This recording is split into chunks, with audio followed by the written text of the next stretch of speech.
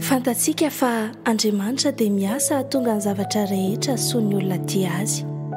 Romanina 9:20 tapany A. Andeha indray isika hianoka ny hatsarany tenin'Andriamanitra voadika amin'ny tenim-pirenena malagasy.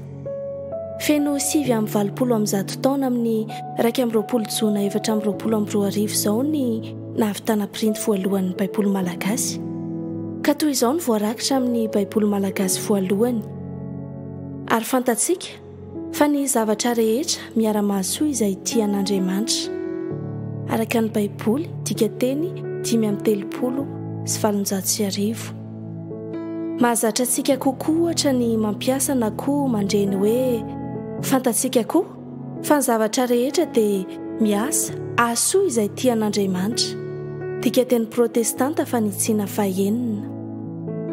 Dinio kely indray ity voalazan'ny dikateny katolika ity. Fantatsika koa fa ny zavatra rehetra dia entin'Andriamanitra hahasoa izay tia azy. Ho kosa ny dikateny ombonana eto Madagasikara manao hoe fantatsika fa Andriamanitra dia miasa hahatonga ny zavatra rehetra hahasoan'ny olona tia azy. Ny fananana ireo dikateny ireo dia sady mampiova ny fahatsapana ao anaty no manampy amin'ny faharisiana hoenti miatrika ny fiainana. Zavatsarotra maro no efa niatra tamintsika. Eny, hiaran'izany mihitsy azy isika kehitriny, ary mbola hisy tranga hafa izay tsy hampozina ihany koa amin'ny ho avy. No isika tian'Andriamanitra nefa dia izy tompo mihitsy no miasa ka mamadika ny zavatra rehetra hahasoantsika.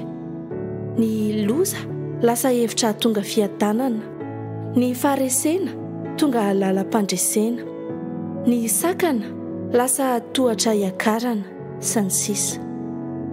Tompo, misaotra anao aho fa ny teninao manova ny fomba fisainako sy ny fiainako. Amen.